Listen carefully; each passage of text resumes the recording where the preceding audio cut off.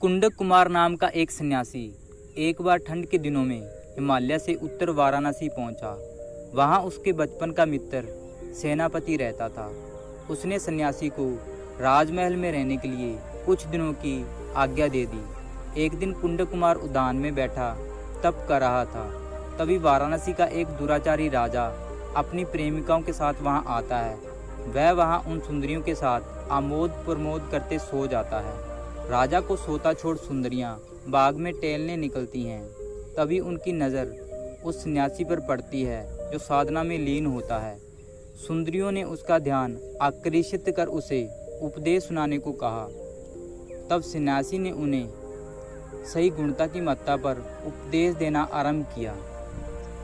थोड़ी देर के बाद राजा की नींद खुलती है। वह सुंदरियों को ढूंढता उस सन्यासी के पास पहुंचता है। एक सन्यासी द्वारा उसकी सुंदरियों का आकर्षित हो जाना उसके लिए बहुत ही आश्चर्य था।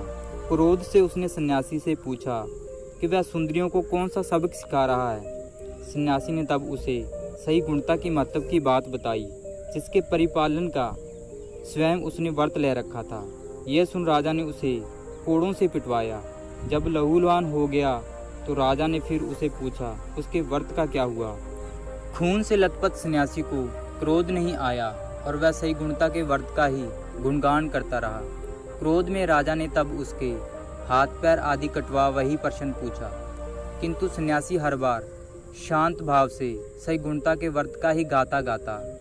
अंत में उस सन्यासी की सही गुणता से परम क्रुद्ध हो राजा ने उसकी छाती पर लात मारी और वापस लौट गया।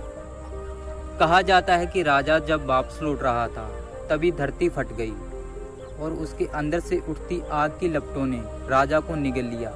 सन्यासी के घाव भी तभी उसी क्षण भर गए और वह पुण्य हिमालय पर वापस लौट गया।